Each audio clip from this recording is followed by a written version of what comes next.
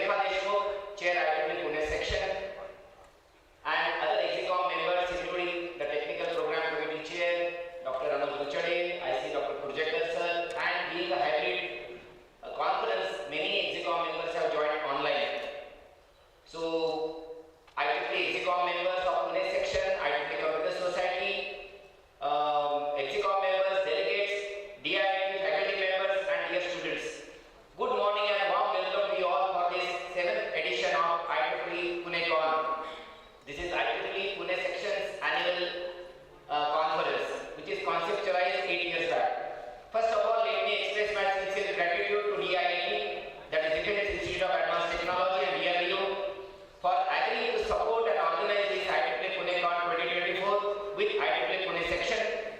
I especially extend my thanks and gratitude to our Vice Chancellor Sir and Dr. Nene Madam, who is leading this conference at DIIT.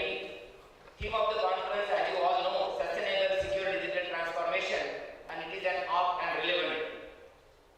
And just to give you a quick statistics in 2-3 lines, we have received total 1,217 valid submissions, and the acceptance ratio is less than 11%.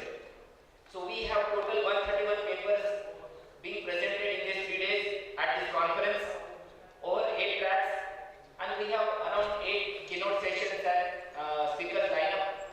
And first time in PUNECON, as it was suggested by our Vice Chancellor Sir, we also have industry meetup during this conference, and that is planned also on 15th December 2024. So we have overall, you can see we have this is a focus conference. We are not, look at it because we say sustainable secure digital transformation, right? So we have a wonderful team working for this conference, and please join me in congratulating all volunteers for successful organization of this event. Please join me. Thank you.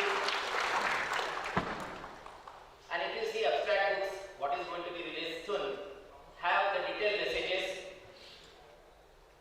Just to tell, the first IEEE PUNECON was organized in Symbiosis International University in 2018.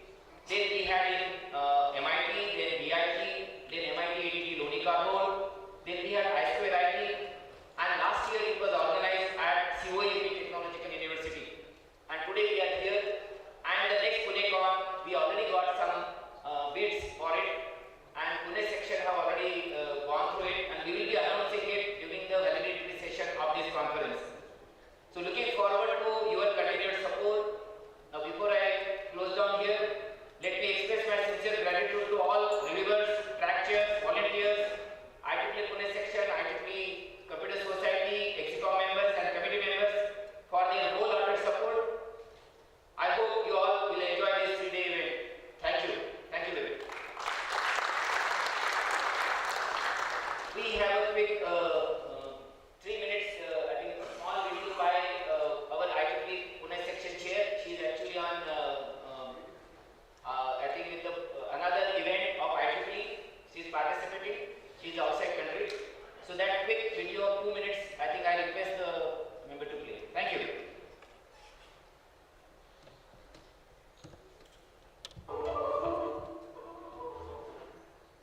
With immense pleasure, I congratulate the team of Defence Institute of Advanced Technology, DIIT Pune, and IEEE Pune section for the successful organization of 7th edition of IEEE International Conference of Pune section, PUNECON 2024.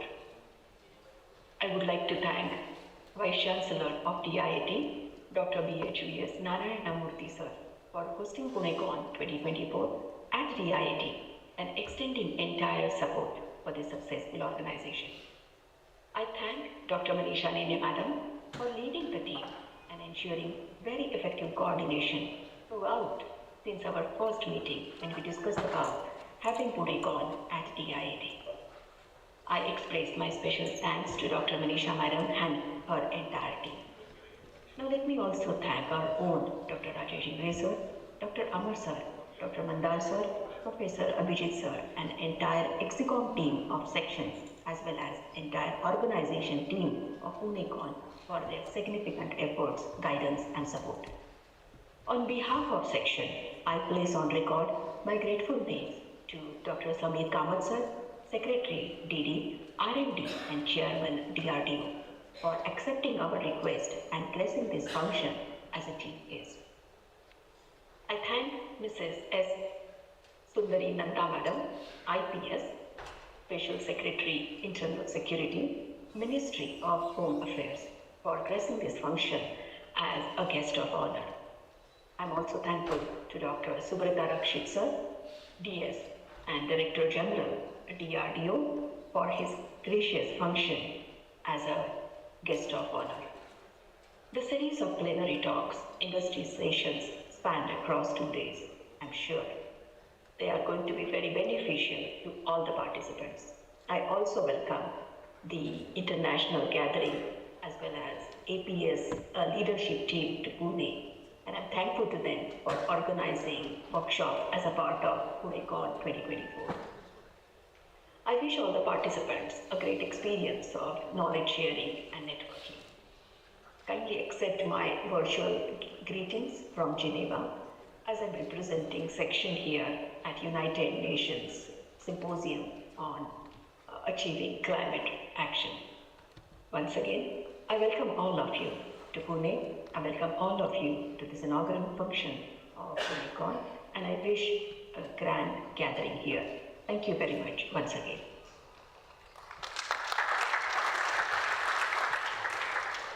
Thank you so much, sir, for enlightening us with the insightful overview of the event, and thank you, ma'am, for this lovely word of thanks. DIET is truly privileged to have an eminent scientist and visionary leader as its honorable vice chancellor, Dr. B.H.V.S. Narayanamurthy.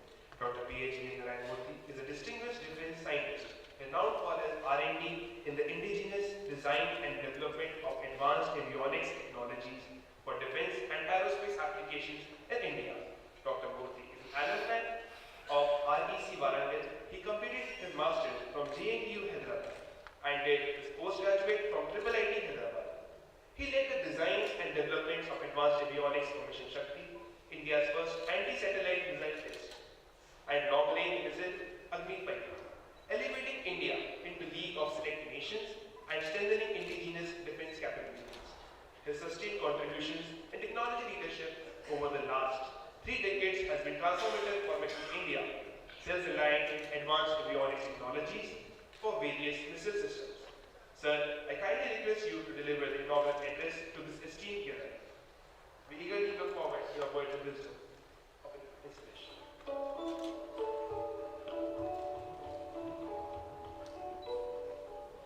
Good morning to all. Dr. Samir B. Kamath, Chairman DRDO and Secretary DRD. Today's chief guest is joining online because of his other commitments. Mrs. Sundari Nanda, IPS, Special Secretary, Minister of Home Affairs, as guest of honor, Sri Jitendra Jadhav, DG ADA, guest of honor, Dr.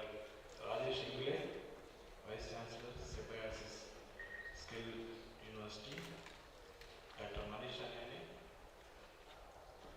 HOD Computer Science of DIIT, Dr. C.P. Ramnaran, former Vice Chancellor of DIIT, Dr. Adityan, former DG DRDO, and also today in DIIT is our distinguished visiting faculty, Dr. Makan Joshi, Director R&D Units, Rear Admiral Nelson D'Souza, Commandant Brigade, Professor Suresh Sampath, Professor at Cranfield University, UK, distinguished speakers, student speakers, Dr. Jaya, Dr. Sanjay Dhurandhar from NILIT, Professor Rajesh Chakravarti from IIT Kharagpur, Mrs. Nidhi Bansal from DRDO headquarters, GE and his team, EMO and his team,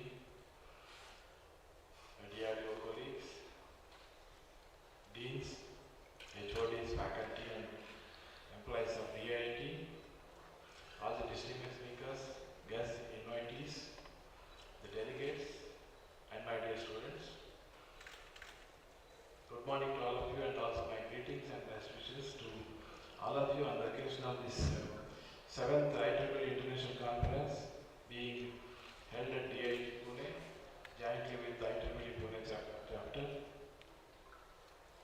The theme of the conference is Sustainable Secure Digital Transformation. First of all, I would like to thank Dr. Samir B. Kamath, who is joining online, Mrs. Sundari Nanda,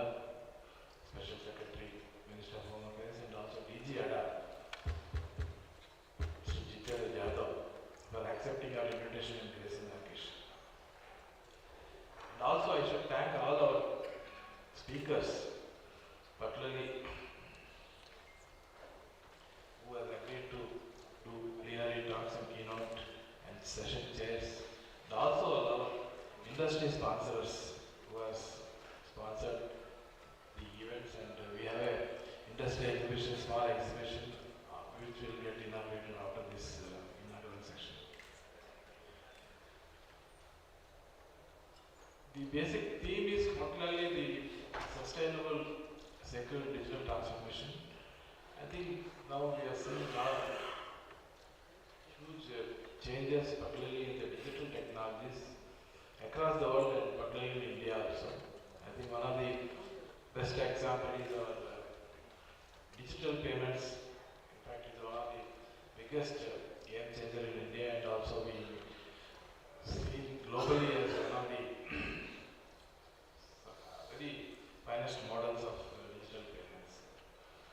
And having digital technologies, we have a lot of other issues coming, and now a lot of disruptive technologies are coming, particularly with respect to, I think you have all of the AI and machine learning, and the cyber security issues. I think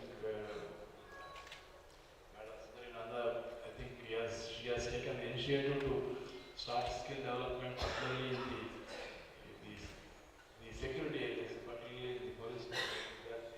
DIT is one of the institutes imparting training to some of the selected MHA officers.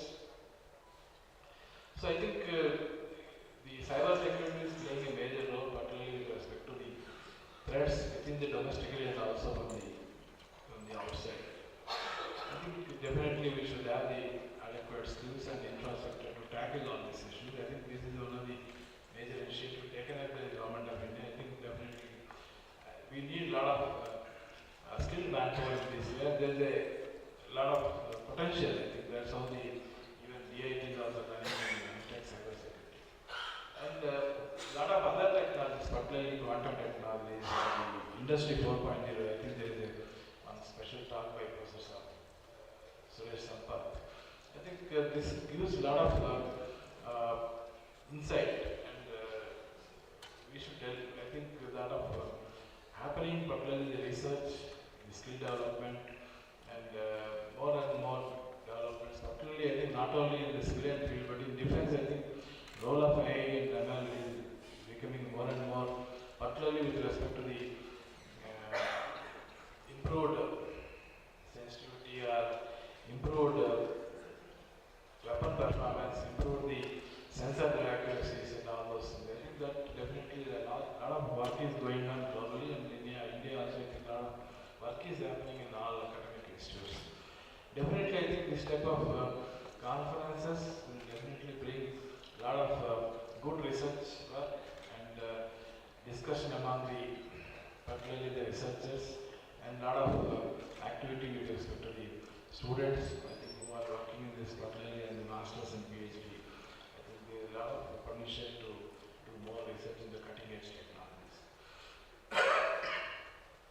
So as part of this, I think we have an industry session, particularly focusing on the aspects of industries, particularly with respect to these areas.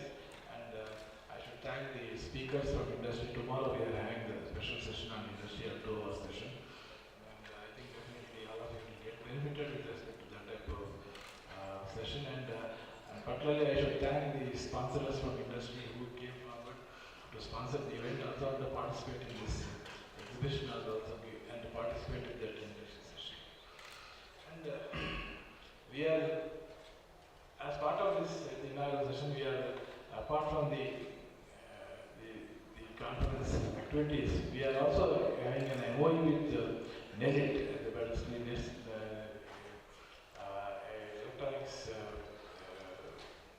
basically NELIT, I think all of you know, one of these pioneering institutions, particularly across all over India, working on the skill development, particularly in the electronic engineering, particularly all aspects of electronics and communications.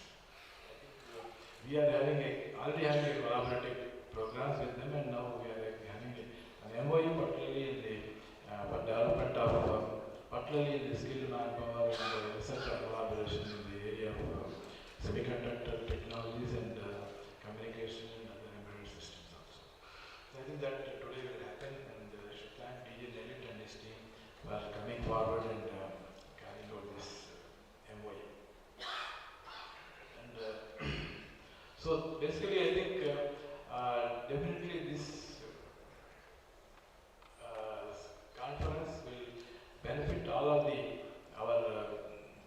all the delegates, particularly who registered and participating in this conference. And I'm very happy that very good response we got, and also the selected. I should congratulate all the selected delegates for publishing their research articles in this conference, and we have these 2 days around 20 sessions particularly to about the presentation. This is in hybrid mode. I think some of the tracks are on hybrid online and some are on the physical mode. And definitely, I think I would like to wish all the participants, particularly the delegates who registered for this conference, and also who are presenting the papers for active deliberations and more knowledge sharing and cross basically the social networking, so that I think this will come along with respect to your career path. So, and finally, I should thank particularly all the DRDO and the industry sponsors for sponsoring this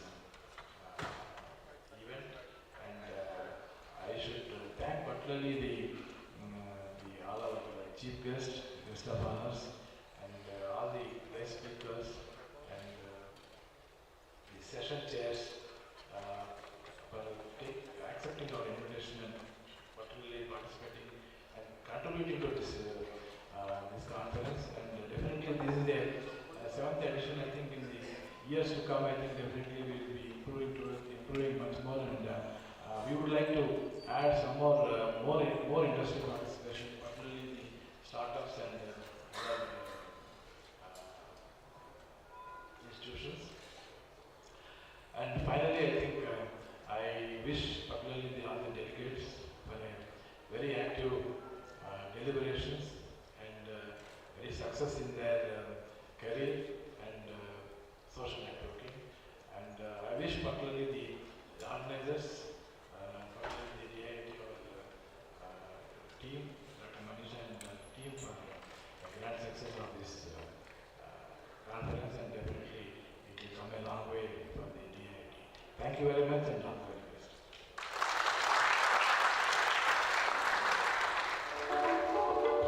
Thank you so much, sir, for your inspiring interest and valuable insights. As we move forward, it is now the time to release the conference proceedings. The proceedings capture the collective efforts, groundbreaking research, and innovative ideas of the contributors for this conference. I now request our guest of honor, Mrs. S. Sundari Nanda, to please release the proceedings.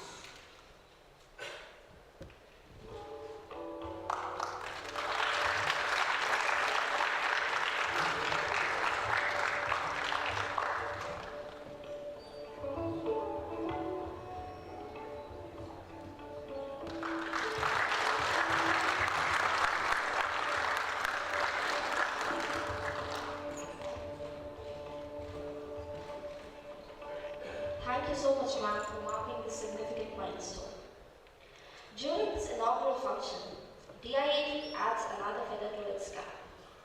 We are delighted to announce a Memorandum of Understanding was signed today between the Defence Institute of Advanced Technology, Pune, and National Institute of Electronics and Information Technology, NIELIT, New Delhi, for cooperation in the field of research and education.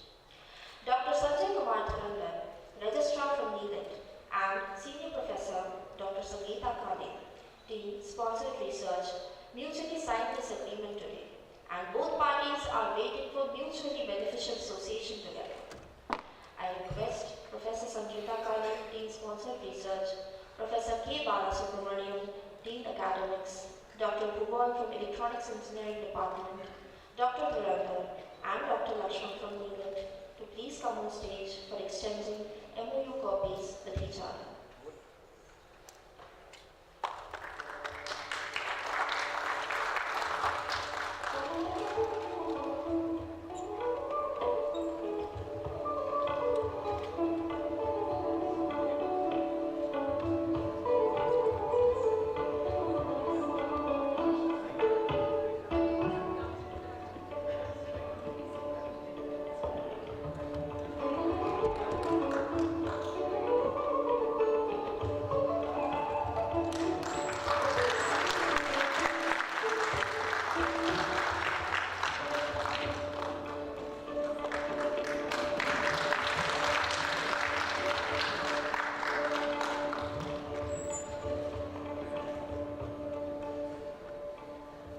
upon which all the dignitaries who can take their seats in the front row of the auditorium as they prepare for an enlightening presentation by our esteemed guest of honor, Dr. Jitendra Jijada. Dr. Jitendra Jijada is a distinguished figure in the field of aerospace engineering, a proud alumnus of the University of Pune, where he completed his electronics engineering in 1987 and a holder of an MS from the Defense Institute of Advanced Technology. Dr. Jadhav has over 33 years of remarkable experience in design and development of fighter and civil transport aircraft, flight trainers, and their associated electronics and control systems. He has played a pivotal role in steering the initial operational clearance of the Tejas LCA, leading to its induction into the Indian Air Force as a project director. Under his leadership, Tejas LCA became a formidable platform with key technological developments such as mission and display computer, real-time management system, flight dynamics simulator, and functional display systems. Before this tenure, as director of ADA, Dr. Jadhav served as director of CSIR National Aerospace Laboratories. During this time, he revived the decade-stranded SARAS project, achieved type certification of the Hansa NG and advanced projects like high-altitude solar-powered platform as a pseudo-satellite and the regional transport aircraft to boost regional connectivity. Dr. Jadhav's contributions have been recognized through numerous prestigious awards, including the DRDO Scientist of the Year Award, the DRDO Agni Award for Self-Reliance, the CSIR Technology Innovation Award, and many others. Sir, it is an honor to have you here. I now humbly invite you to grace the podium and address the audience.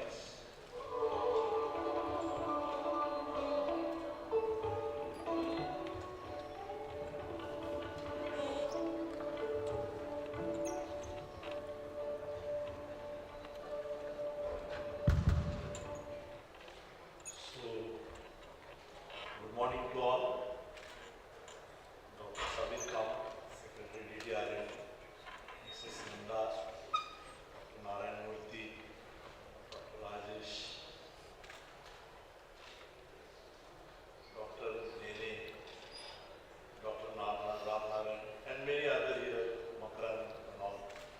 I just wanted to get aligned with the theme of the today's, like secure digital transformation.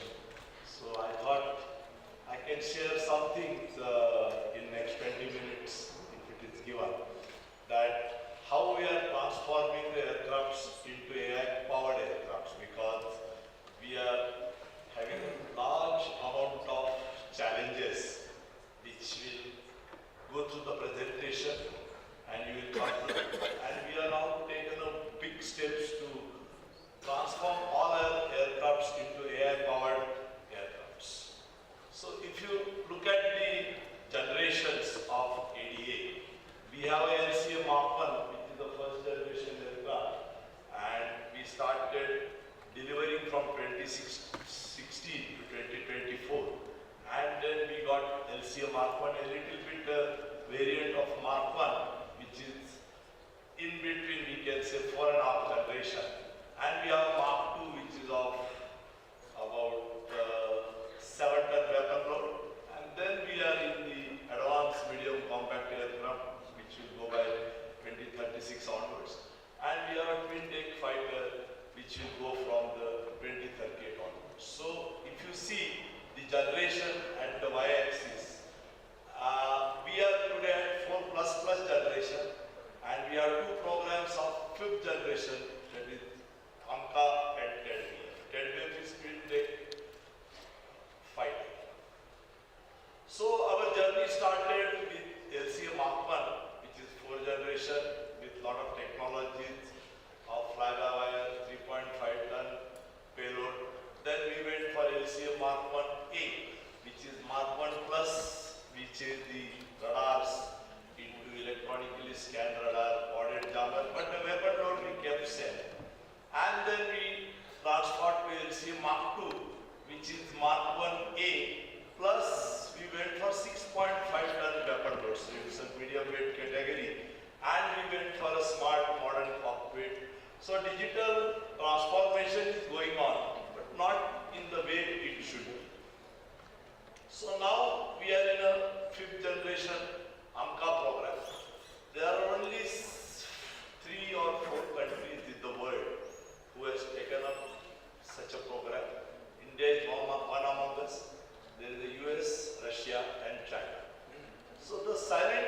of this aircraft is a stealth. Stealth means it cannot be detected by the enemy radars when it gets into the enemy territory. So that type of materials and its cross section has to be maintained.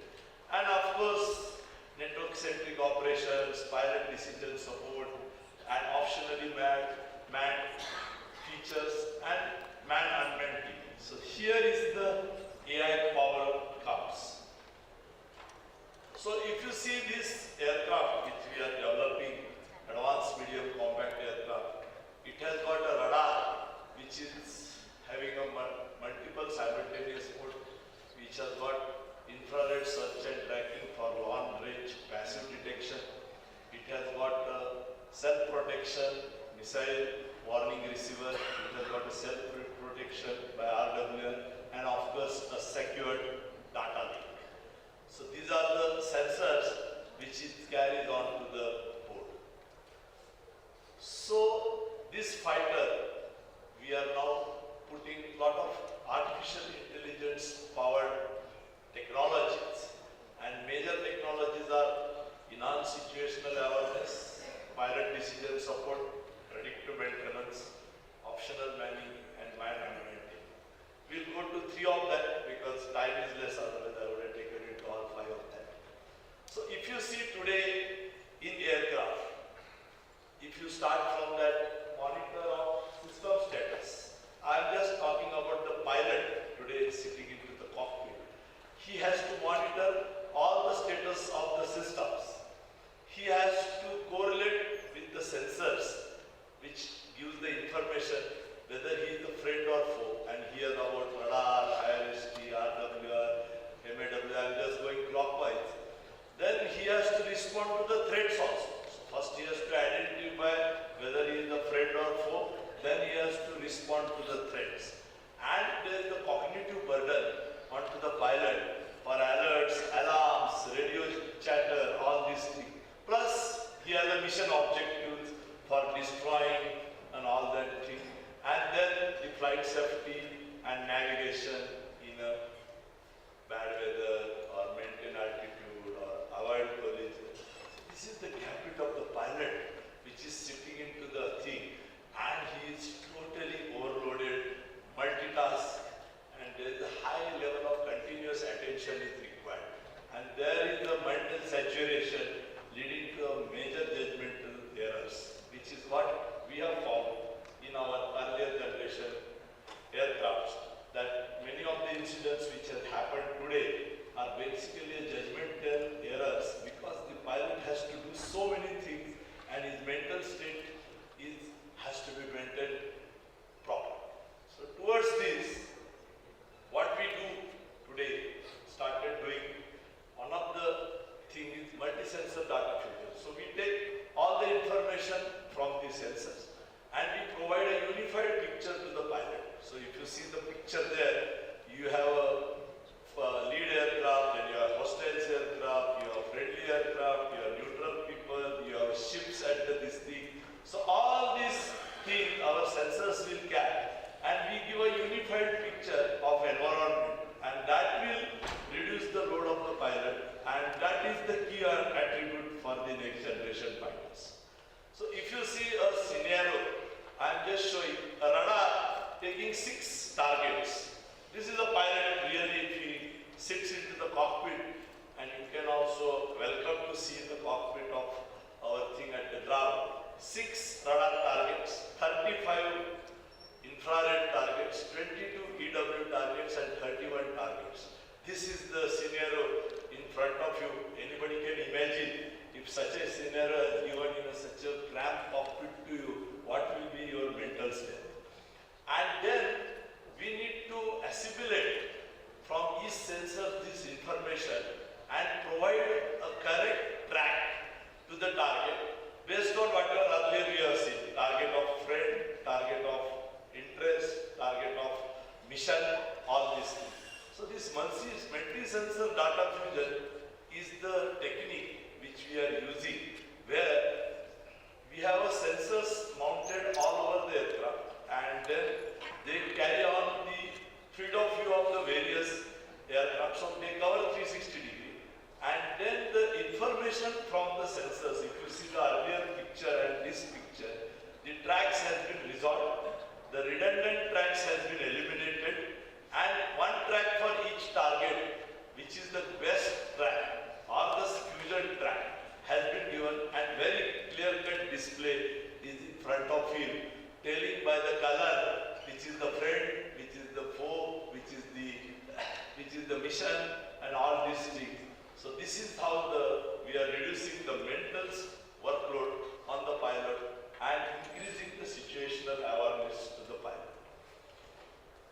So what we do, we just take all the sensor input, including a data secured link, and then give it to the track algorithms, and then there is a multi-sensor data fusion algorithm running, but it's a closed loop because there is always a sensor manager who is working in the closed loop, which is able to give such a closed loop fusion and a very clear picture quality to the pilot, where his workload is drastically reduced. We did an analysis of the workload in our VR studies and cockpit, that suppose we have given so much thing, pilot is totally filled up with about 91%, and with this it has come down to just 11 to 12%.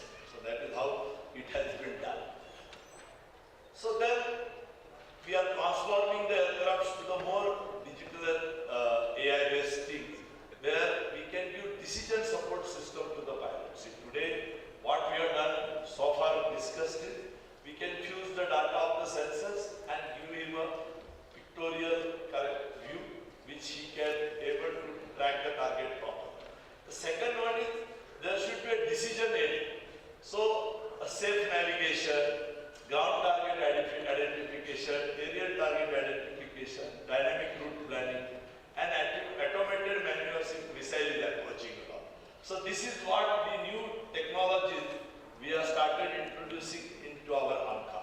So one of the technologies is safe navigation. So what we are doing is, we have taken a synthetic vision of display of terrain, which is already loaded, and we are giving him a highway into this thing onto the head-up display. So he will just follow the complete picture day and night, even the worst environment.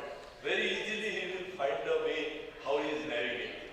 And also we have combined both enhanced and synthetic vision to give him a bottom side texture-based terrain. So where we are using a AI-based image processing algorithm to identify the objects and correcting the position errors for the display. So this is how this techniques has been given, which is called a safe navigation decision support field. Similarly, if he has to target some bridges or runways or hangars or all, convolution neural network techniques has been used, and this data from various sensors has been taken in real time and made a prediction towards him to guide towards the target of interest. So this is all, this is not the internet pictures, this is all we have done it and then putting to you. So this target class of interest with the convolutional neural networks, we have put it into the ANCA.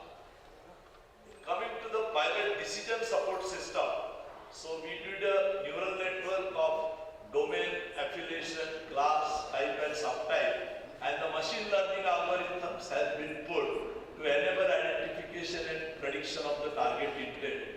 And this enables positive identification and prevent to friendly side. So that is how the complete combat ID deals with non-cooperating targets has been resolved with the neural networks of machine learning algorithms. The very interesting thing, which is the topic of interest today, nowadays the war tactics has changed. The parent aircraft always remains behind, and it sends unmanned aircrafts front with the sensors into that. So we call it as man-unmanned teaming. And this man-unmanned teaming needs a huge data transfer between the UAV and to the parent. So if you requirements are not sufficient. So there is a need of AI-enabled speedy processing of data and from these sensors to expedite the target verification and weapon delivery algorithm. So that has been put. So I will just give you one example. We literally simulated this. We taken off from one of the airport in the Goa, and then the black aircraft is just doing a loitering, and there are two UAVs taken of pattern number 2. These are shown in orange color, and they are also loitering. Then the black aircraft has taken a UAV sensor camera and seen the aircraft coming from the other side, which is red. And these cameras were controlled by the UAV cameras. And the black aircraft has switched on its radar for a few seconds and taken all data and sent to UAV. And the UAV went and attacked that target and came back. So that is how this complete AI-based man-unmanned teaming has been proven. And the aircraft comfortably lands at the team. So to do this, we need a very multifunction advanced secure data link, because this particular aircraft, the data should be highly secure.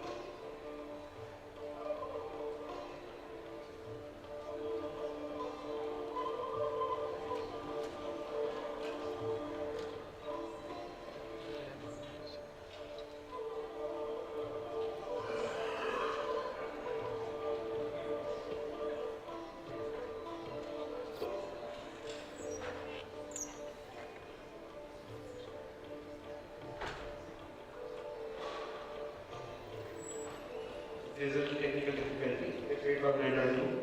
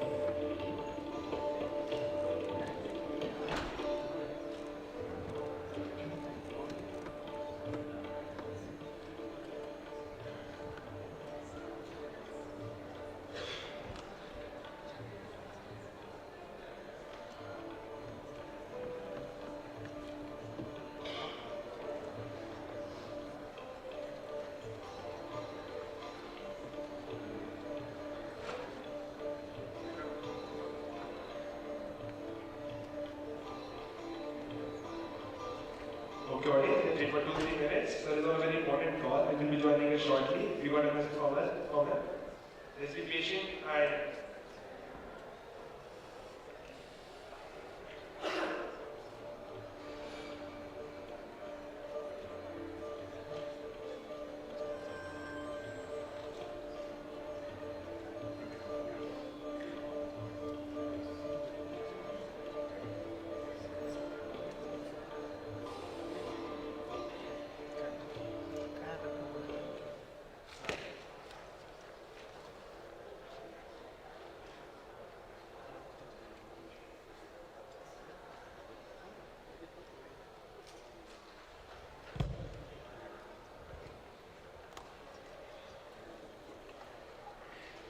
dear participants, Honorable Chief Guest has to attend an important call. So he's just attending the call and then he'll come back on the VC. For kind information, please. Let us wait for a few minutes till he joins us.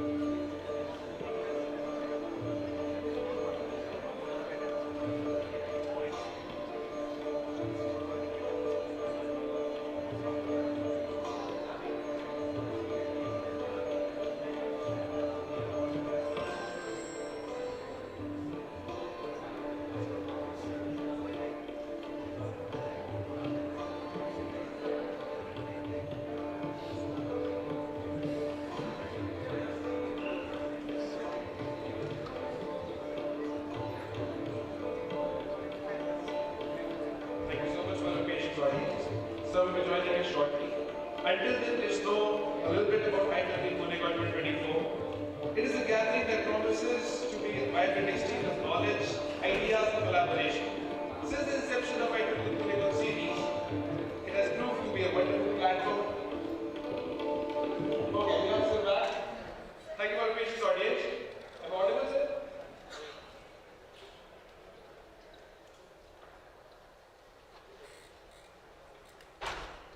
Am I audible, sir?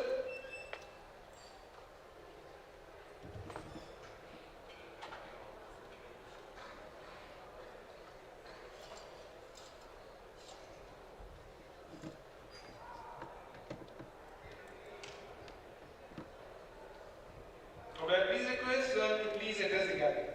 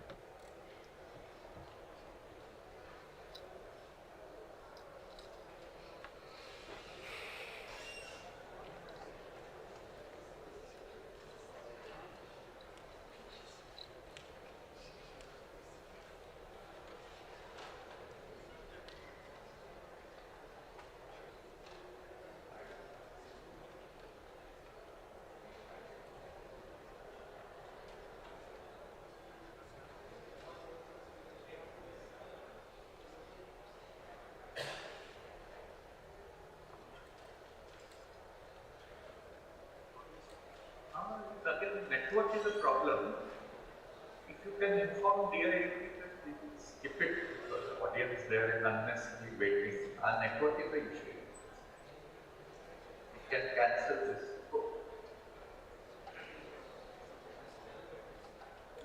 Sure, sir. I don't know. We have the video here. What do you think? Now it's my perfectly nice. Hello. Am I audible? Yes, sir. Yes, sir. Oh. I'm sorry for the inconvenience caused, but I think there are still a lot of hurdles in our digital transformation. So, Dr. Narayan Murthy, Sri Jadhav, Mrs. Nanda, Professor Nene, Dr. Ingle, distinguished guests, esteemed colleagues, and participants. It is my great privilege to address all of you in this IEEE conference on sustainable, secure digital transformation. We are living in an era of unprecedented digital progress. We have taken strides wherein we have seen advancements in all areas from artificial intelligence to blockchain, from 5G networks to quantum computing, and thus digital technologies are reshaping our world in profound ways. However, this transformation also comes with its own set of challenges. Therefore, ensuring sustainability and security in this digital revolution is not optional, it is a necessity for building a resilient and equitable future. Engineering has always been at the forefront of sustainable development, and it remains a critical enabler in this transformation too. If we ponder in any field, whether it is energy efficient manufacturing, circular economy, or green technologies, engineers are uniquely positioned to design solutions that minimize environmental impact. Thus, by enhancing interdisciplinary approaches, we can create breakthroughs and harmonize progress with responsibility, ensuring that technology supports the planet as much as it drives innovation. In addition to sustainability, security is the backbone of any digital system. Cyber threats, data breaches, and vulnerabilities in critical infrastructure demand robust countermeasures. As engineers and innovators, we must integrate security into every layer of technology development. The need for ethical governance, secure coding practices, and advanced encryption are critical components in this endeavor. A secure transformation ensures trust, which is fundamental to the adoption of new technologies. As we deliberate on these important topics, let us remember the role of the next generation. They are not only the inheritors of our progress, but also the creators of tomorrow's solutions. It is our responsibility to equip them with the tools, knowledge, and ethical compass to innovate responsibly. Innovation is the cornerstone of sustainable and secure digital transformation. However, it must be directed with purpose and responsibility.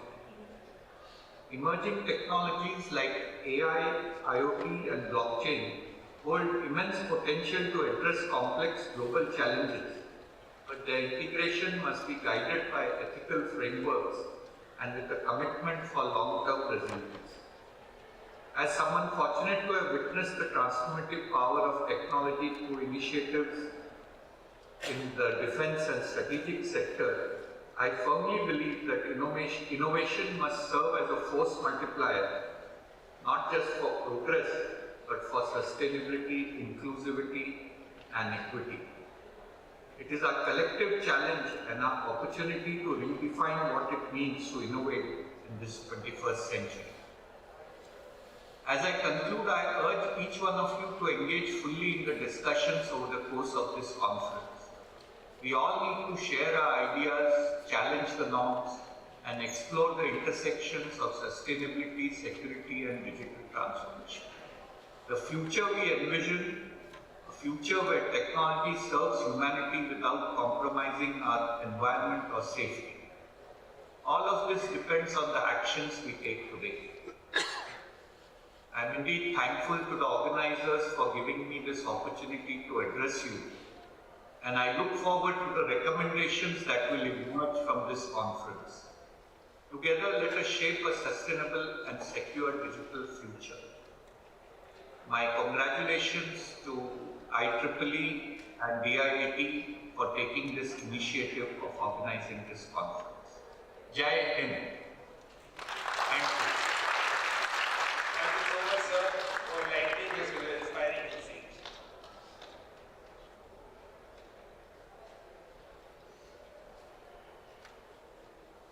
I now request all the dignitaries to kindly take their seats on the dais and grace the stage.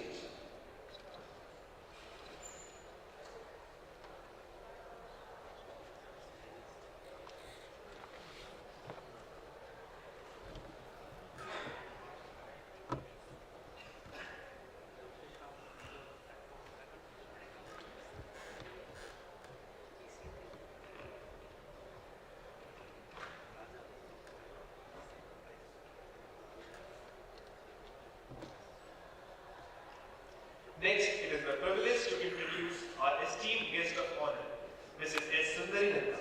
Mrs. Nanda is currently serving as the Special Secretary, Internal Security with the Ministry of Home Affairs, a distinguished officer from the 1988 batch of the IPS Agmat Kala. She has held pivotal roles across various states, including Delhi, Goa, Arunachal Pradesh, and Mizoram. She also served as Director General of Police for the Union Territory of Puducherry. In her current capacity, Mrs. Nanda oversees critical aspects of internal security, including policy management, VIP security, cyber security, information security, and security clearance for foreign direct investments. She played a key role in organizing the first G20 conference on crime and security in the age of NFTs, AI, and the metaverse. Under her leadership, additionally, the Indian Cybercrime Coordination Center, I4C, operates under her guidance. Her trailblazing contributions include setting up the country's first cybercrime investigation vertical in 2000 during her tenure with the CBI. She has investigated numerous high-profile cases related to economic offences and corruption. Mrs. Nanda is deeply invested in research and development, having served as the Director of Training at the Bureau of Police Research and Development. She is a senior Chevening Fellow from the London School of Economics, where she conducted a study on the impact of globalization on crime. Her stellar career has been acknowledged with the President's Police Medal for Distinguished Service and the President's Police Medal for Meritorious Service. Ladies and gentlemen, please join me in welcoming Mrs. Nanda to address the gathering.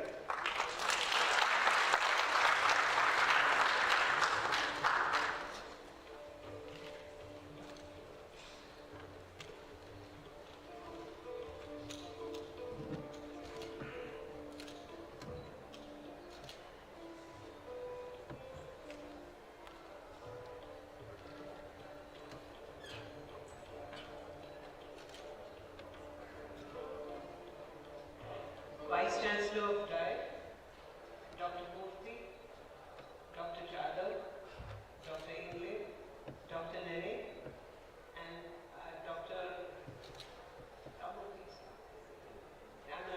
Ramnarayan. I think a very special thanks to you, Dr. Ramnarayan, because I think he was the first point of my interaction with DIET, I think last year, and that is how today you find a representative of MHA here in DIET, and also some of our young police officers from across the country who are here today for the Cyber Commando course. And this is, of course, a very interesting and I think a very, very relevant topic. More than being interesting, it is relevant. And so, I just want to be able, I'd be very happy if you young people here, especially those of you who are going to face the future and who are also going to do research, if whatever I am going to say in the next couple of minutes is going to make you think and perhaps discuss, and since you are at the forefront of research, think in such a way that makes human life good for a lot of us. The fact that we cannot imagine a day without our mobile phones or our computers is indicative of how caught we are as a civilization in the web of technology. The perspective I am going to present is a very different perspective, because I think all of you here are technical experts. And I come in as a tech-sensitive and a tech-friendly police officer of 37 years standing. I've seen, as Dr. Kamath said, we've been very fortunate to witness that transformation from when we started training in 1987 with MS-DOS computers to what we see today. We've seen the transformation, and as I was mentioning to Dr. Murthy and all during our interaction, so we are often, being law enforcement, we are often left holding the baby and the bathwater, because when the problem comes, it is there at our table to deal with it. So what is then going to be the future?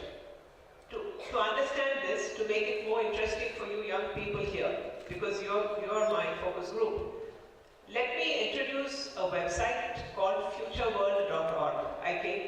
I learned of this website. This website claims to be a futuristic looking glass, ready to help you stare into the future. It kind of conjures up what could happen in the future based upon what is trends which are happening in labs across the country. And it's very interesting what they predict. And they have a newsletter called Mind Bullets. And I would actually recommend that all of you read it. It's a very interesting read. So what I'm going to tell you, a little kind of a scenario which kind of paints the future, is an issue of this newsletter called Mind Bullets, which was just the last edition. This is titled Scrubbed from Existence by AI. Right? So I want you to listen to this. The dateline given, so for all the future projections, they give a dateline. So the dateline given for this is October 2028, which is not very far away from where we are. And I'm just going to read from that. It's interesting. Stina Svensson, just a name they've given, looked at her ID, her passport, the title deed for her house, the latest tax return, all laid out in front of her, and until 2 months ago, proving who she was, that she was Stina Svensson. She was trying to prove who she was. But today was not her day. The bank manager couldn't do anything to help, as she didn't exist in their system. Her savings were gone, her investments had vanished, her mortgage had disappeared, but the fact remained she didn't exist. It all started a couple of months ago when she had made, in her opinion, an innocent comment on a Facebook post. Please listen to this. And we all know that Facebook has the facility of you can block a post if you report a post. 40 minutes later, her account was frozen because she had violated the code of conduct interpreted by Big Tech. But she could appeal, which of course she did. But 24 hours later, the result came back, not successful, and her account and profile vanished, as did her Messenger and Instagram accounts. A few days later, her WhatsApp account wouldn't work, and when she tried to reinstall the app, it refused her credentials. Her phone stopped working and her subway card got blocked. Then it escalated faster and faster as the AIs running various systems compared notes. With no social media posts, no WhatsApp messages, no phone calls and no usage of the subway, they came to the obvious conclusion that Stina Svensson didn't exist. The AIs went to work and ensured that the tax register was corrected, birth records were updated, and the last night came the final straw when her bank account got deleted. She had been erased from the digital world by a hyper-efficient, autonomous, and connected AI agents operating on logic without any human oversight. She had been cancelled from systems across the world. So this is a very real scenario, and we all know that we are already going up that path, where everything requires a kind of a digital identity. Now, how this scenario is going to work out, it's up for imagination. On a beautiful day like this, I leave it to you. But the reality is that it is very essential in a conference like this to evaluate where we are going, and a kind of fusion of policies across the various fields, fusion of policies, so that we don't commit, at least we have to stop and take stock of what is happening around us in this field of ICT, technology, etc. So when I was thinking of this particular topic, so secure and sustainable digital transformation, so it just occurred to me that we should perhaps try to understand a kind of a time frame to make this realistic, a time frame within which we should look at the issue. So since we are all now in keeping with the Prime Minister's vision of the Viksit Bharat 2047, I started looking out for some objective studies of the immediate future, and that's when I came across two important studies which I have extensively drawn because it's granular, it's objective, to discuss this important issue today in the midst of experts and students here. One is the Global Trends 2040 report. Now, this is done every couple of years by the National Intelligence Council of the US, and the Digital Economy Report 2024 of the UNCTAD, which is a UN agency, UN Trade and Development Organization. The Global Trends 2040 report, and this is all available for download, and I would definitely recommend to you young people that you should download this report and have a look at it. The Global Trends 2040 report talks on what are the structural forces setting the parameters for 2040. Because if you're talking about secure and sustainable technology, so this secure and sustainable technology is for who and at what time. So it's very important that particular focus is there. So this report says that the trends, now let's focus on the trends. Trends in demographics and human development, environment, economics and technology are laying the foundation and constructing the bounds of our future world. In some areas, the trends are becoming more intense, such as changes in our climate, the concentration of people in urban areas, and the emergence of new technologies. Trends in other areas are more uncertain. Gains in human development, it's uncertain, and whether we are actually gaining wholesomely. And economic growth are likely to slow and may even reverse in some areas, although a mix of factors could change this trajectory. This NIC report is considered to be one of the most objective ethics for future projections. The convergence of these trends will offer opportunities for innovation, but will also leave some communities and states struggling to cope and adapt. So when you're listening to this, kindly remember this is talking about the 2040. What would happen after 2040? Even apparent progress, such as new and advanced technologies, will be disruptive to many people's lives and livelihoods, leaving them feeling insecure and forcing adaptation. The most certain trends during the next 20 years will be major demographic shifts as global population growth slows and the world rapidly ages. Some developed and emerging economies, including in Europe and East Asia, will grow older faster and face contracting populations, which will weigh on economic growth. In contrast, some developing countries in Latin America, South Asia, and the Middle East and North Africa benefit from larger working age populations, offering opportunities for a demographic dividend if coupled with improvements in infrastructure and skills. This if is very important. Human development, including health, education, and household prosperity, has made historic improvements in every region, as we all know. Many countries, as per this report, will struggle now to build on and even sustain these successes. Past improvements focused on the basics of health, education, and poverty reduction, but the next levels of development are difficult, and they have already faced the headwinds of the COVID-19 pandemic, potentially slower global economic growth, aging populations, and the effects of conflict and climate. These factors will challenge governments seeking to provide education infrastructure needed to improve the productivity of their growing urban middle classes in a 21st century economy.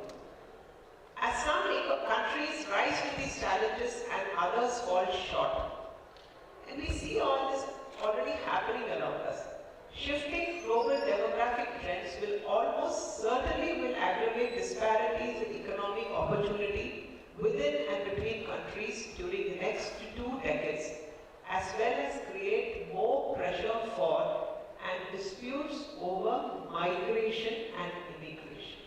So in the coming days, after 2040, the biggest issues are going to be race, identity, immigration. And everything else is going to be built around that. In the environment, the physical effects of climate change, as Dr. Kamath also mentioned, are likely to intensify during the next 2 decades, especially in the 2030s. More extreme storms, droughts, floods, we see all that already, melting glaciers, ice caps, we are all familiar with that. The impact will disproportionately fall on the developing world and poorer regions and intersect with environmental degradation to create new vulnerabilities and exacerbate existing risks to economic prosperity, food, water, health, and energy security. Governments, societies, and private sector are likely to expand adaptation. They will try to expand adaptation and resilience measures to manage existing threats, like we are continuously doing. But these measures are unlikely to be evenly distributed, leaving some populations behind. That is why in India, when we even look at government itself, in terms of digital transformation, there is anything between 0 to, I would say, plus 10. It's that there is a lot of inequality even there. During the next 2 decades, several global economic trends, including rising national debt, a more complex and fragmented trading environment, a shift in trade, and new employment disruptions are likely to shape conditions within and between states. And in all these conditions, we are talking about digital transformation. Many governments may even find they have reduced flexibility as they navigate greater debt burdens, diverse trading rules, and a broader array of powerful state and corporate actors exerting influence. The next finding is very significant. Large platform corporations, which provide online markets for large numbers of buyers and sellers, could drive continued trade globalization and help smaller firms grow and gain access to international markets. These powerful firms are likely to try to exert influence in political and social arenas, efforts that may lead governments to impose new restrictions. And we all are seeing this battle already playing out with the EU Competition Commission, with all those levies being made on Google. Google and the big tech are always in the front of battle with governments across the world, even today. As per this report, Asian economies appear poised to continue decades of growth through at least 2030, though potentially slower. And this report typically says they are, however, unlikely to reach the per capita gross domestic product or economic influence of existing advanced economies, including the United States and Europe. Productivity growth remains a key variable, and increase in the rate of growth would alleviate many economic, human development and other challenges. Now let us see what they say about technology. Technology will offer the potential to mitigate problems such as climate change and disease, and to create new challenges such as job displacement. Please mark this. Technologies are being invented, used, spread, and then discarded at ever-increasing speeds around the world, and new centers of innovation are emerging. During the next 2 decades, the pace and reach of technological developments are likely to increase ever faster, transforming a range of human experiences and capabilities, while also creating new tensions and disruptions within and between societies, industries, and states. State and non-state drivers, and we are fighting the battle every day in the Ministry of Home Affairs. Through tech, when we are talking about law and order issues, internal security issues across the country, we are facing this on a day-to-day basis. State and non-state drivers will vie for leadership and dominance in science and technology, with potentially cascading risks and implications for economic, military, and societal security. So from these broad trends, what I told you are now trends, what would be the emerging dynamics? So these emerging dynamics, these structural forces along with other factors will intersect and interact, etc. So these interactions with various entities which I listed earlier, governments, corporations, populations. So these interactions are also likely to produce greater contestation. That is important. What is happening today, the wars which we see across, is contestation. At all levels, that has been seen since the end of the Cold War, reflecting differing ideologies as well as contrasting views on the most effective way to organize society and tackle emerging challenges. And what happens to the human beings? Within societies, there is increasing fragmentation and contestation over economic, cultural, and political issues. We have already seen that. And large, and as these technological and social, as rapid social and technological advances happen, large segments of global population are becoming wary of institutions and governments. You saw yesterday in the US how the CEO of United Insurance was shut down in New York yesterday. And the minute he was shut down, there was a whole lot of approval for this act on social media, because people were not happy with the policy of insurance, which was something, a kind of an open social support for a murder, if you look at it that way. But then this is what is happening. People are wary of institutions and governments that they see as unwilling or unable to address their needs. People are gravitating to familiar and like-minded groups for community and security, including ethnic, religious, and cultural identities, as well as groupings around interests and causes such as environmentalism. So, in all, volatility, that is for us in the armed forces not to be worried about, societal volatility is going to increase.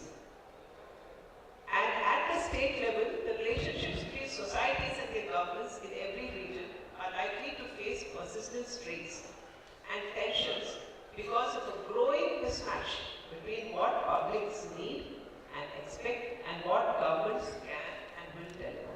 And this is again is something that all those of us who are here in governments and who are in the public service delivery are already experiencing. And of course, says that shifts in military power, like the world is struggling with the new, order, the power order, and that will continue with, again, pitting China and the Western coalition led by the United States. That's what is predicted. So, what are the scenarios for 2040? At least, after looking at the trends and looking at the dynamics, so what are the scenarios? So I will focus, they have focused on 5 different scenarios, but I will focus only on the one they have focused on digital transformation, which is relevant to today. Hyperconnectivity, which unites and separates societies. It's a conundrum. It unites as well as separates societies. By 2040, the world will have orders of magnitude more devices, data and interactions, linking together all aspects of modern life and crossing political and societal boundaries.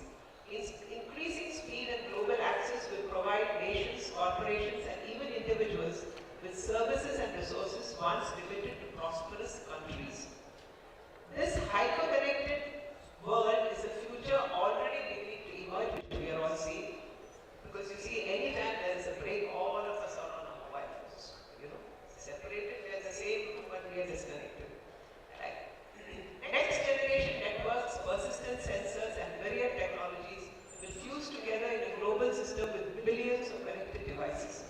Today's ubiquitous public cameras, for example, will lead to tomorrow's smart cities. Smart cities are already there, where optical and other sensors combine with AI to monitor people's vehicles and infrastructure globally.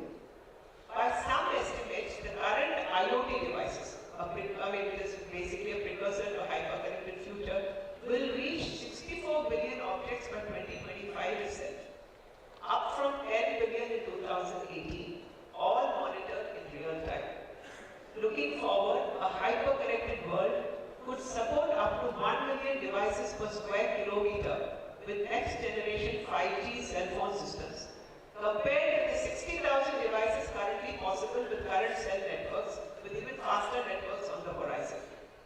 Network sensors will become ubiquitous. More than 20 billion devices were operated in 2020, and with new terrestrial networks combined with an increase in space-based services, it is projected that hundreds of billions and eventually trillions of devices may be connected globally. And all this at what cost? Accelerated social change. Privacy and anonymity will effectively disappear by choice or by government mandate, as all aspects of personal and professional lives are tracked by global networks. We know this. Yesterday we were discussing that, for example, crystals, we all feel very happy when we get a good, rating on crystal, but we were told that yesterday crystal has been brought over by a US company, and they started from there, but our data, so all our data, how much we spend, which is our credit card, our credit rating, etc., is up there. So let's imagine what amount of privacy we got. All the shopping that we did, everything is out there. Real-time manufacture of synthetic media could further distort truth and reality, destabilizing societies at a scale and speed that dwarfs current disinformation challenges. Many types of crimes, particularly those that can be monitored and attributed with digital surveillance, will become less common, while new crimes and potentially new forms of discriminations will arise. With all this, we have to look at new cybersecurity paradigms. Greater connectivity almost certainly will increase the vulnerability of connected individuals, institutions, and governments, as the presence of hundreds of billions of connected devices vastly increases the cyber-physical attack surface. As we saw in India, with the suddenly increasing DPI, with the increasing DPI which rode on, the DPI rode on the old telecom system. So it took off like a steep curve. And with the DPI and with the fintech taking up, and today we all have been exposed at some level to the various financial scams that somebody or the other whom we know or we ourselves have been exposed to. In addition, cybersecurity enforcement based on geographical borders is likely to become less relevant in an increasingly global web. We were involved in the recent UN Convention on ICT. A convention is being signed for ICT. And each one of them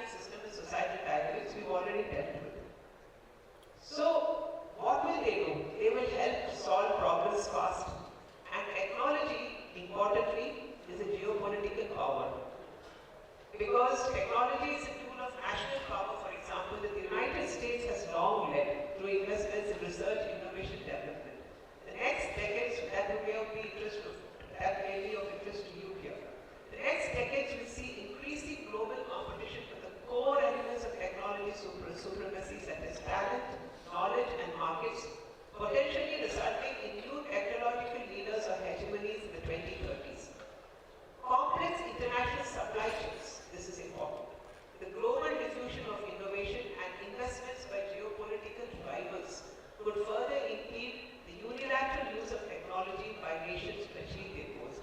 We are seeing the problem we are facing in India because at a point in time a lot of Chinese investment came in and today in many critical structures, as I would say, they are in our bone marrow. And how to deal with that is a challenge for all of us. Conditions are right for both greater international cooperation as well as new types of multifaceted competition and conflict that could define the coming era. And we've already dealt with the fact that they will aggravate social tensions, and as Dr. Kamal pointed out, technological adaptation could outspace ethical maturity and regulation, creating persistent and potentially corrosive social anxiety and political divisions. We are seeing this because today it somehow, across the world, it has anything to do with tech is okay. We just think that a computer is okay, anything to do with tech is okay. So from where we are in the government, we find it so difficult to kind of break that wall. There are parents whose children have gone out to Cambodia, who've been trafficked to Cambodia, who are sitting in scam compounds in Cambodia and scamming the world. Some of those kids who had abused them by those employers, we rescued 800 of them last year. But the other parents of the kids who are already there, they said when law enforcement went up to them in various states across India, they least interested. They said, "मेरा बेटा ठीक है, वो पैसा भेज रहा है, वो अब नौकरी कर रहा है, तो I don't care." So this is what is happening, and there are kids from across the world sitting in those camp compounds in Southeast Asia, Cambodia, etc. Now, disrupting industries and jobs, and we know this general fear that is going around, that is about AI and biotechnology, may hasten disruptions to manufacturing, global supply chains, etc., which is a big concern with the young people. And it will enable governance, it will give you good governance. Like today you will get online service, passport online, this online, that online, everything. But it will also threaten freedom and privacy because all your data is with big corporations. Then, stimulating debates on openness. There's going to be a lot of strife. There's going to be a lot of contesting groups across the world. They say this should be done, this should not be done. The funny part is for all this, they will all use technology. Because that is what builds up opinion and builds traction. Now, important thing is existential risks. Technological advances will increase the number of existential threats. Threats that could damage life on a global scale, challenge our ability to imagine and comprehend the potential scope and scale, and they require the development of resilient strategies to survive. Technology plays a role in both generating these existential risks and in mitigating them. Anthropomorphic risks include runaway AI. Like the incident I told you, runaway AI. But I can't really call it runaway AI, but that is AI programmed to do a certain thing which goes the other way and deletes people off systems across the world. And that's deletion of identities can happen to any one of us tomorrow. I mean, your bank account, everything could be deleted because right now we are all very excited about AI, but even as Sam Altman himself said, this is a kind of Frankenstein. We really don't know where it is going, so just stop, relax, take stock, and then use it. Engineered pandemics, nanotechnology weapons, or nuclear war. Such low probability but high impact events, nobody thought of a pandemic. So low probability, high impact events are difficult to forecast and expensive to prepare for, but identifying potential risks and developing mitigation strategies in advance can provide some resilience to exogenous shocks. Now, all this that I said before in here was basically from the point of security, because when you're talking about national security, personal security, security of communities, families, etc., and technology having a bearing on that. So these are the issues. Now, I'd like to touch upon some areas of sustainability, which Dr. Kamath also spoke about. Now, it has created, like as per the UNCTAD report, this has created, we have created an illusion of a world unburdened by material waste. We think that we're very happy using our iPads and phones, etc. But we don't think further than that. The fact that the information and communication technologies carbon footprint in 2020 estimated at between 0.69 and 1.6 3.2% of global greenhouse emissions at the upper range. And today across Europe, there is this green software movement that has picked up, and a lot of industries are focusing on the green software movement. And you could look it up online, because it's important that our industry also veers towards, because we are going to be more into the future, younger people are more, so it makes a lot of sense to kind of start thinking on these lines. Do you know that the production of a single 2 kg computer requires extraction of a staggering 800 kg of raw materials? So when you look at a computer, it looks very sweet and nice to us, but this is what is behind it. And this is what we have to be aware about. These figures are only set to rise with the production of minerals essential for digital transition, and that is what is important. Such as graphite. I mean, you all, those of you who are from Tamil Nadu would have seen this huge agitation that took place because of the monazite excavation from the beach sands, etc. There was no policy on rare earths earlier, but when we made the policy and was implemented, there was huge public outcry because of various vested interests which had already crept into that policy gap which was already there. Such as graphite, lithium and cobalt, projected to surge by 500% by 2050 to meet the growing demand for digital and low-carbon technologies. Data centers, the backbone of the digital world, they consume humongous amounts of electricity. And the devices are going to grow, as I told you, while the number of IoT devices is projected to grow from 16 billion in 2023 to 39 billion in 2029. So this expansion, coupled with the growing popularity of e-commerce, which saw business sales rise from, e-commerce is something which even the UN, the Global Trends report touched upon. Business sales rise from 17 trillion in 2016 to 27 trillion in 2022 in 43 countries. And I know all those of us who are Amazon lovers here, we know that we contribute to that. Paints a complex picture of the digital economy's environmental impact, because behind Amazon world operations, if you look at the amount of raw materials, energy, etc. that is used, that is surely to, at least it has set me thinking. The impact of the ICT sector on water use is often overlooked, and there is a need for more transparent and reliable information on this. Water use at all stages of the digitalization life cycle can severely impact local biodiversity and livelihoods, because there is intensive water use for even mining those rare earths and minerals which are used in the ICT industry. Data centers exert a significant environmental impact during the use phase, because they have used large amounts of electricity. The estimated electricity consumption by 13 of the largest data center operators more than doubled between 2018 and 22. Consumption was led by Amazon, Alphabet, Microsoft and Meta, and there is more to come. In countries like Ireland, growing data center activity has put a strain on the local electricity grid. And when homes may be going without electricity, you'll find a data center in the area running with a lot of electricity. Now I take you to submarine cables. Do you know the amount, though there is a claim that submarine cables are all insulated, nothing happens to them.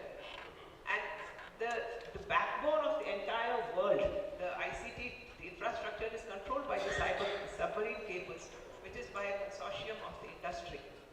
As you all know, do read up on submarine cables. But there have been studies which showed that submarine cables, in spite of the insulation, that there is a spillage of electromagnetic effects around that ecosystem, and they have been found to affect even the homing instincts of shoals of fish and other marine life. And that you suddenly find news of a whole load of fish which is dead and washed on shore. So what are these effects? But in the thing of pursuing technology, at least now the world has started to think about it. And when we're talking of future research, it's very important that we factor all these things in. Now the important thing is, developing countries, often rich in resources, bear a disproportionate burden of its cost while reaping limited benefits. Now, discarded smartphones, laptops, screens, and other electronic devices grew by 30% between 2010 and 2022, reaching 10.5 million globally. Now, this is an interesting statistics. Developed countries generated an average of 3.25 kg of e-waste per person, compared to less than 1 kg in developing countries. But what is more shocking is that only 24% of this waste was formally collected globally in 2022. Now, what happened to and with just a mere 7.5% collected in developing countries, what happens to the rest of our e-waste? God knows. The number of mobile phones we've thrown away, the number of computers which nobody's thought about that. And what it is doing in a corner of the world to the environment, and when it will blow up on our faces, we really don't know. So these circumstances which I have told you, I shared with you to prod all of us to think collectively, highlight the urgent need for greater transparency and responsible sourcing practices within the digital supply chain, ensuring that the pursuit of technological progress does not come at the expense of vulnerable communities or the environment. And despite all this, of course, digitalization also holds immense potential for environmental good. Because one, as we all know here, they can empower the human mind with knowledge, and they can drive energy efficiency also.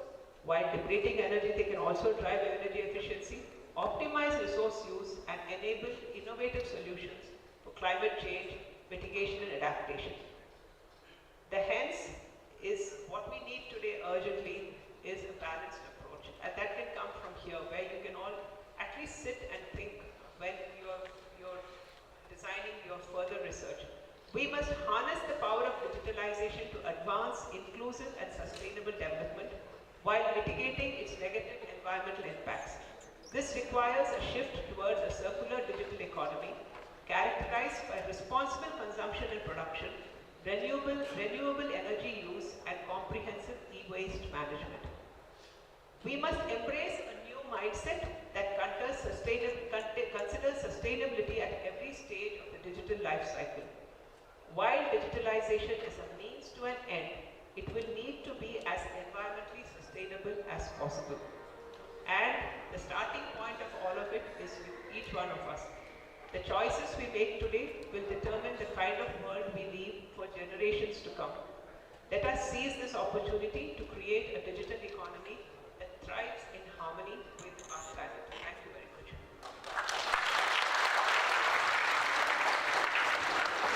Thank you so much, ma'am, for such an interesting and informative talk. Today we have been very fortunate to hear from such distinguished speakers in the inaugural session of IEEE PUNECON 2024. Let us all extend a warm round of applause for all our dignitaries. I now request Honorable Vice Chancellor Sir to please present a memento to our guest of honor, Mrs. S. Sundari Nanda.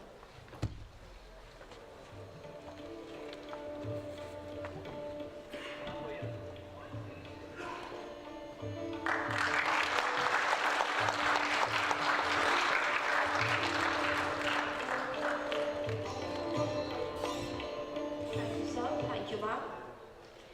I now request Professor Rajesh Ingle to please present a memento to Dr. Jitendra J. Jadhav.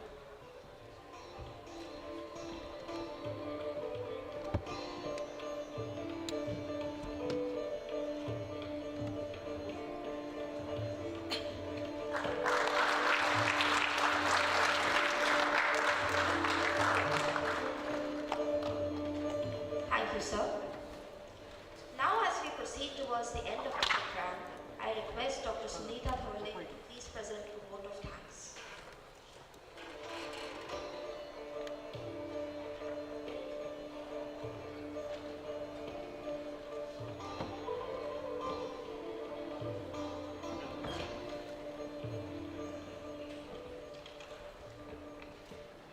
As a member of Organizing Committee of 7th International Conference IEEE PUNECON 2024, I take this opportunity to propose the vote of thanks. First, I I extend my heartfelt gratitude to our Honorable Chief Guest, Dr. Samir Kamath, Secretary DDR&D and Chairman DRDO. Then, our guest of honor, Mrs. S. Sundari Nanda, IPS and Special Secretary Internal Security, Ministry of Home Affairs, and Shri Jitendra J. Jadhav, Director General, Aeronautical Development Agency, Bangalore, for accepting our invitation to grace this event in DIIT. Next, I express my heartfelt gratitude to our Honorable Vice Chancellor, Dr. VHVS Ram Narayan Murthy, for his constant encouragement and support throughout conduction and execution of this conference. I thank to all members of IEEE Pune section, including Dr. Rajesh Ingre, Vice Chancellor SSPU Pune and Chairman IEEE Pune section, Dr. Surekha Deshmukh, Chair IEEE Pune section, Dr. Amar Bujre, Vice Chancellor IEEE Pune section, Professor Abhijit Purape, Secretary IEEE Pune section, Dr. Vivek Deshpande, Chair IEEE Pune section Conference Committee, Dr. Mandar Bhavalkar, Treasurer IEEE Pune section, Professor G.S. Mani, former Director DIIT Pune, and all Execom committee members of IEEE Pune section for providing opportunity to host this event in DIIT Pune. I thank to them for extending both technical and administrative support for PUNECON conference. I express my gratitude to Commandant Millet, Rear Admiral Nelson D'Souza, Sir, and all delegate keynote speakers and session chairs, including Dr. C.P. Ram Narayanan, Sir, former Vice Chancellor DIIT Pune, Dr. Prahlada, Sir, former Vice Chancellor DIIT Pune, Dr. Jaya Panwalkar, Independent Director, Kinetic Communication, ex-Senior Director, NVIDIA, Dr. Suresh Sampath, Cranfield University, UK, Head of Gas Turbine System Engineers and Operations Group Center for Propulsion and Thermal Power Engineering, Dr.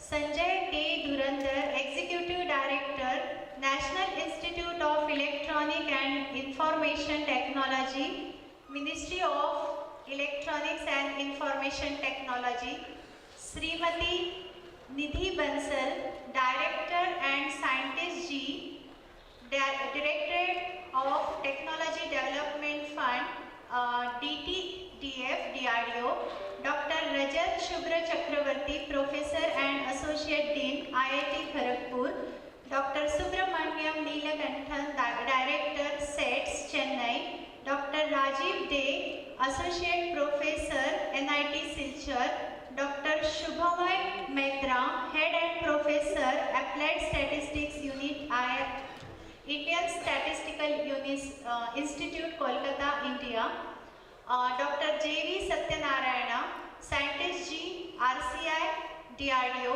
Dr. Hemamati Muthuswamy, Principal Scientist, Central Research Lab, Bharat Electronic Limited, Dr. Shravani Shahapure, Associate Director, Head Quantum Safe Cyber Security, Deloitte, Dr. G. Athitan, Distinguished Visiting Professor, DIIT Pune.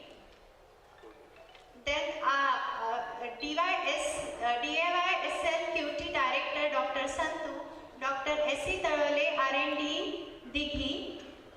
I am also thankful to DIIT Professor P.K. Khanna, Dean Student Affairs, Professor Sangeeta Kale, Dean Research, and Professor Bal Subramaniam, Dean Academics, Dr. K.P. Ray, Professor and HOD Electronics, Dr. Odelu, HOD Applied Mathematics, Dr. Manisha, HOD CSC, Dr. Pankaj Sharma, Director CTP, for their constant support throughout the conduction of PUNECON 2024.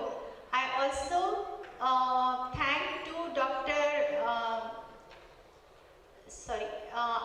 thank to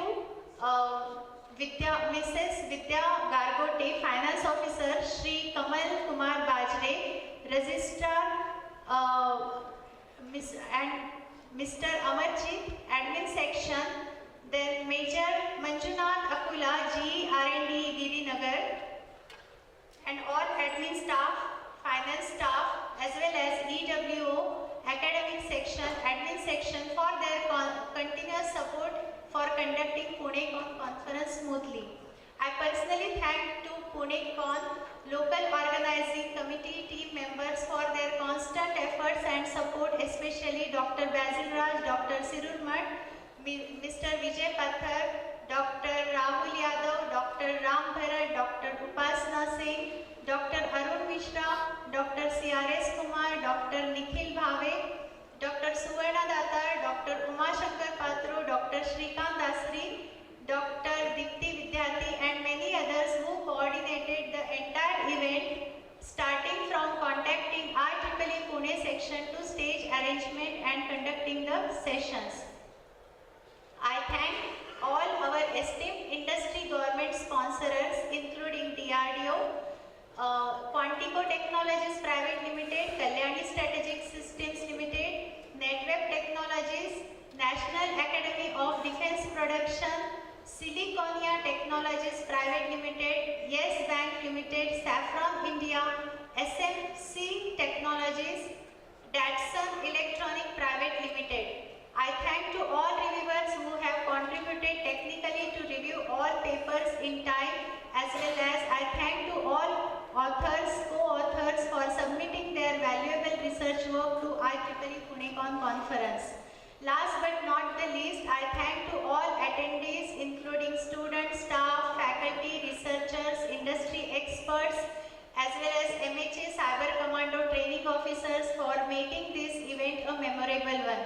Finally, I must mention the efforts of our staff, lab assistants, messengers for their wholehearted involvement in conducting the program.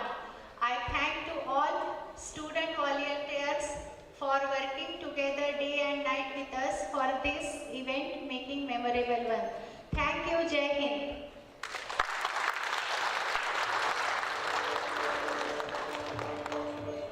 Thank you, ma'am.